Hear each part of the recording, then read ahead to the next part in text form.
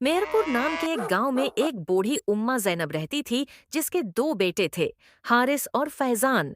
हारिस जैनब का बड़ा बेटा था और फैजान छोटा। जैनब के शौहर हाल ही में बीमारी और गर्बत की वजह से इस दुनिया से रुखसत हो गए थे। तब से जैनब ने बड़ी मेहनत और मशक्कत से अपने दोनों बेटों को पाल पौस कर बड़ा किया। अब दोनों जवान और समझदार हो चुके थे। अरे उम्मा, अब मैं बड़ा हो चुका हूं और काफी समझदार भी।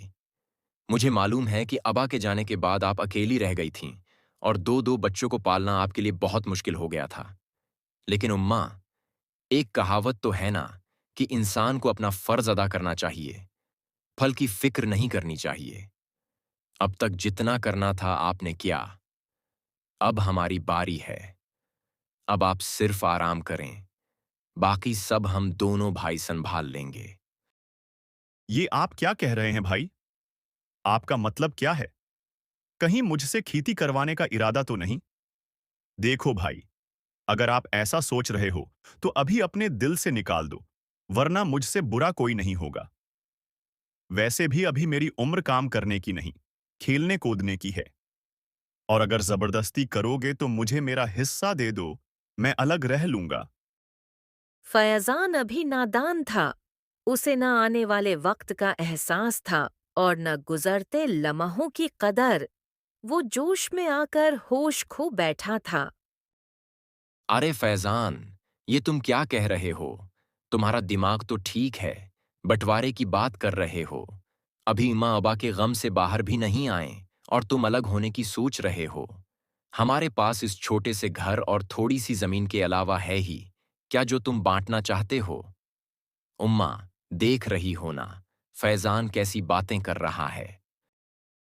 फैज़ान बेटा, तुम मेरे छोटे बेटे हो। तुम अपने दिल की बात फ़ौरन कह देते हो, लेकिन हम अपने दिल में न जाने कितने दर्द छिपा लेते हैं। शायद तुम्हें उसका अंदाज़ा नहीं। आखिर तुम बँटवारा क्यों करना चाहते हो? तुम अपने ही घर में दरार डालना चाहते हो? क्यों बेटा? देखो उम्मा, मैं नहीं चाहता कि मेरे हिस्से की जमीन या घर किसी और के हाथ लगे। जैसे अबा बीमार हुए थे, तो आपने कुछ जमीन बेच दी थी। मुझे डर है कि अगर आप बीमार हो गए या खुदा न करे आप भी दुनिया से चली गईं, तो भाई आपके कफन दफन के लिए मेरी जमीन न बेच दे।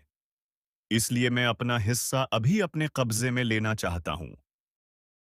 वाह मेरे छोटे भाई वाह, क्या खूब सोच रखी है तुमने। मुझे तो शर्म आ रही है कि तुम मेरे भाई हो। जिस माँ ने दर्द बर्दाश्त किए तुम्हें उस दुनिया में लाई, तुम इसी के बारे में ऐसी बातें कर रहे हो। जिसने तुम्हें पाल पूस कर बड़ा किया, तुम इसी की मौत की बात कर रहे हो। तुम्हें जरा भी शर्म नहीं आती? हारिस बेटा, तुम उसे कुछ मत कहो। अब मुझे समझ आ गया कि उसे हमसे मोहब्बत नहीं, सिर्फ पैसों से मोहब्बत है। लेकिन जो अपनी माँ की मौत की बात करे, वो कैसा बेटा? ठीक है फैज़ान, तुमने साबित कर दिया कि तुम मेरे बेटे नहीं हो, लेकिन मैं ये साबित नहीं कर सकती क्योंकि तुम मेरे ही बेटे हो। हारिस बेटा, उसे घर और ज़मीन दे दो। हम दोनों इस झोंपड़ी में चले जाएंगे जहाँ तुम्हारे अबा ने आखिरी सांस ली थी। हारिस और उसकी माँ सब कुछ छोड़कर इस टूटी फूटी झोंपड़ी में रहने चले गए, जहां उसके वालिद ने आखिरी सांस ली थी। अम्मा, आप परेशान क्यों होती हैं? अगर फैजान ने हमें धोखा दिया तो क्या हुआ? मैं तो आपके साथ हूं ना। आप उसे भूल जाओ और नई जिंदगी शुरू करो। मैं दिन रात मेहनत करूंगा और आपका ख्याल रखूंगा। कभी शिकायत का मौका नहीं दूंगा। अरे वाह बेटा, तुमने ये बात कहकर मुझे रुला दिया। आजकल के ज़माने में ऐसा बेटा मिलना बहुत मुश्किल है। मैं अल्लाह से यही दुआ करूंगी कि हर घर को मेरे हारिस जैसा बेटा दे। एक बेटा फैज़ान न जाने कैसा निकल गया, लेकिन कोई बात नहीं, अभी नादान है। जिस दिन उसे अपनी गलती का एहसास होगा, उसे मेरी और अपने भाई हारिस की याद ज़रूर आएगी। हारिस बेटा, तुम्हें ऐसा तो नहीं लग रहा कि मैंने सारा माल फैज़ान को दे दिया और तुम्हें कुछ नहीं दिया? अरे नहीं उम्मा, आप ऐसा सोच भी कैसे सकती हैं? भाई वही होता है जो अपने छोटे भाई की खुशी के लिए अपनी खुशी कुर्बान कर दे। आपने उसे जमीन जायदाद देकर बहुत अच्छा किया। अगर वो खुश है तो हम भी खुश हैं। हारिस ने अपने छोटे भाई के लिए अपनी खुशियां कुर्बान कर दी और अपनी बूढ़ी माँ के साथ इस झुंपड़ी में रहने लगा। सुबह हुई तो हारिस ने अपनी माँ से कहा, इम्मा, मैं गांव के चौधरी करीम बख्श के पास जा रहा हूं। घर चलाने के लिए कोई ना कोई काम तो करना होगा। आप फिक्र मत करना, शाम तक वापस आ जाऊंगा। ठीक है बेटा, जाओ और काम ढूंढ कर ही आना। मेरी दुआ हमेशा तुम्हारे साथ है। खूब दिल लगाकर और ईमानदारी से काम करना। आजकल ज़माना ईमानदार और मेहनती इंसान को ही इज्जत देता है। हारिस अपनी माँ को यकीन दिलाकर काम की तलाश में चौधरी करीम बख्श के पास चला गया। चौधरी साहब, आप तो जानते हैं कि मेरा छोटा भाई कैसा निकला। इसने मुझे और उम्मा को घर से निकाल दिया, लेकिन मुझे उससे कोई शिकायत नहीं। अगर वो हमसे दूर रहकर खुश है तो मेरे लिए यही काफी है। मगर हमारे पास न कोई रोजगार है, न खेती के लिए जमीन। ऐसी हालत में मैं अपनी बूढ़ी माँ को क्या खिलाऊं? इसलिए मुझ पर रहम करें और कोई काम दे दें। मैं वादा करता हूं कि पूरी ईमानदारी से काम करूंगा। तुम्हारी कहानी सुनकर मेरा दिल भर आया है। हारिस, तुम फिक्र मत करो। मैं तुम्हें काम दूंगा ताकि तुम अपनी माँ की अच्छी तरह देखभाल कर सको। जाओ, आज से वो 2 कनाल का खेत तुम संभालो। खूब मेहनत करना और अपनी माँ का ख्याल रखना। चौधरी बड़ा रहम दिल इंसान था। वो हारिस की बातों से मुतासिर हो गया और उसे अपना खेत दे दिया। हारिस खुशी खुशी अपनी माँ को ये खबर देने चला गया। इम्मा, आपकी दुआ से मुझे काम मिल गया। कल से मैं खेत में जाऊंगा। चौधरी साहब ने 2 कनाल जमीन मुझे दे दी है। ये तो बहुत खुशी की बात है बेटा। ए अल्लाह, मेरे हारिस को हमेशा खुश रखना। अब हारिस को जीने का सहारा मिल चुका था। उसने अपनी माँ से वादा किया कि वो दिन रात मेहनत करेगा और एक अच्छा मकाम हासिल करेगा। सुबह हुई और हारिस हाथ में कदाल लेकर खेत की तरफ निकल गया। वाह, ये खेत तो बहुत अच्छा है।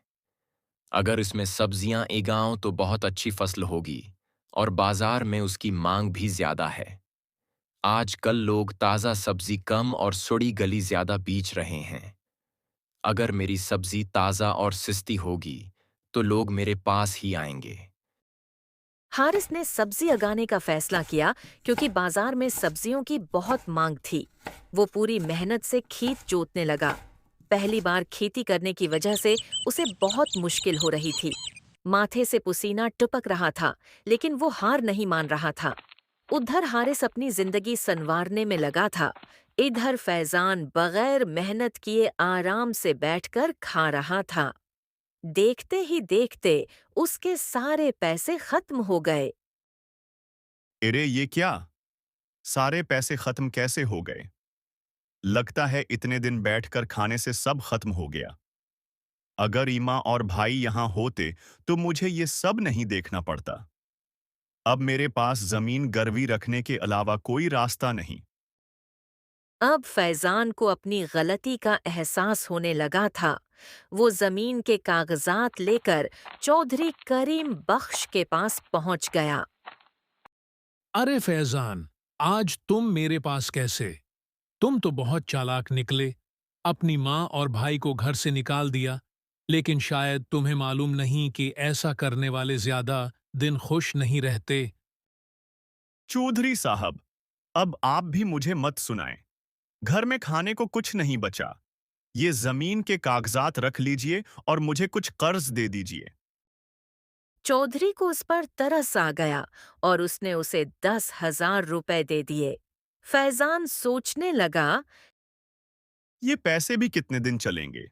अगर कुछ करना है तो कारोबार करना होगा। बाजार में सब्जियों की बहुत मांग है। क्यों ना मंडी से सस्ती सब्जियां लाकर महंगे दामों बेचूं। फैजान मंडी से सुड़ी गली सब्जियां खरीद लाया और बाजार में बेचने लगा। आओ आओ भाइयों बहनों, ताजा सब्जियां ले जाओ। फैजान भाई, सब्जी तो ताजा लग रही है, कहीं पॉलिश तो नहीं की? इरे नहीं भाई, मैं ऐसा क्यों करूंगा। लोग उसकी बातों में आ गए और महंगे दामों खराब सब्जी खरीद ले गए। शाम तक सारी सब्जी बक गई। फैजान लालच में आ गया। अब मैं रोज सस्ती खराब सब्जी लाकर महंगे दामों बेचूंगा, खूब पैसे कमाऊंगा। इधर हारिस की मेहनत रंग ला रही थी। इसके खेत में ताजा सब्जियां लहलहा रही थीं। वो सब्जी तोड़कर बाजार पहुंचा। वहां उसने देखा कि एक और ठेला लगा हुआ है और वो फैजान का था। अब दोनों भाई एक ही बाजार में सब्जी बेच रहे थे। अचानक एक गाहक फैजान से बोला, कल तुमने कैसी सब्जी दी थी? जायका बिल्कुल खराब था। तुमने कहा था ताजा है। सबके सामने फैजान की हकीकत खुल गई। लोग उसे बुरा भला कहने लगे। उसकी एक भी सब्जी न बिकी। फिर सब लोग हारिस के पास आए। हारिस, कहीं तुम भी खराब सब्जी तो नहीं बेचते? अरे नहीं भाइयों, खराब सब्जी बेचना गुनाह है। मैं खुद खेत में सब्जी उगाता हूँ, चाहो तो चलकर देख लो। लोगों को यकीन हो गया क्योंकि कई लोगों ने उसे खेत में काम करते देखा था। उसकी सब्जी ताजा और सस्ती थी। देखते ही देखते उसका सारा ठेला खाली हो गया। ये देखकर फैजान जलने लगा। भाई, आप ये क्या कर रहे हो। आप सस्ती और ताजा सब्जी बेचोगे तो मेरा कारोबार खत्म हो जाएगा। मेरे प्यारे भाई, मैं तुम्हारे दरमियान नहीं आया। मेरे पास जीने का कोई सहारा नहीं था। चौधरी साहब ने मुझे जमीन दी, इसी में मेहनत करता हूं। लेकिन अगर तुम खुश नहीं तो आज के बाद मैं बाजार नहीं आऊंगा। हारिस अपने भाई से बहुत मोहब्बत करता था। उसने अपने भाई के लिए अपनी सालों की मेहनत छोड़ने का फैसला कर लिया। वो चौधरी के पास गया और कहा कि अब वो गांव छोड़कर जा रहा है। चौधरी को फैजान पर बहुत गुस्सा आया। वो सीधा उसके पास गया। अरे ओ फैजान, तुम खुद को क्या समझते हो? अल्लाह का शुक्र अदा करो कि तुम्हें हारिस जैसा भाई मिला। उसने तुम्हारे लिए सब कुछ कुर्बान कर दिया। तुम्हारे पास कुछ भी नहीं था, फिर भी उसने सब तुम्हें दे दिया। और तुमने उसे सब्जी बेचने से भी रोक दिया। अब वो गांव छोड़कर जा रहा है। जाकर उसे रोक लो, वरना जिंदगी भर पछताओगे। ये सुनकर फैजान की आंखों में आंसू आ गए। वो फौरन अपने भाई को ढूंढने निकल पड़ा। झोंपड़ी में भी हारिस नहीं था। वो जंगल की तरफ दौड़ पड़ा। चलते चलते उसके पांव में छाले पड़ गए, लेकिन वो रका नहीं। आखिर जंगल के किनारे उसे अपनी बूढ़ी माँ और भाई नजर आ गए। भाई, भाई, मुझे छोड़कर मत जाओ। मुझे माफ कर दो। मुझसे बहुत बड़ी गलती हो गई। आप जैसा भाई पूरी दुनिया में नहीं मिलेगा। चलो भाई, अब हम दोनों मिलकर खेत में ताजा सब्जियां उगाएंगे और बाजार में बेचकर उम्मा की खिदमत करेंगे। आखिरकार दोनों भाई एक हो गए। हारिस ने अपने भाई को माफ कर दिया। दोनों मिलकर मेहनत करने लगे और ताजा सब्जियां उगाकर बाजार में बेचने लगे। इस तरह हारिस ने अपनी अच्छाई, मोहब्बत और मेहनत से अपने मगरूर भाई फैजान को सही रास्ता दिखाया।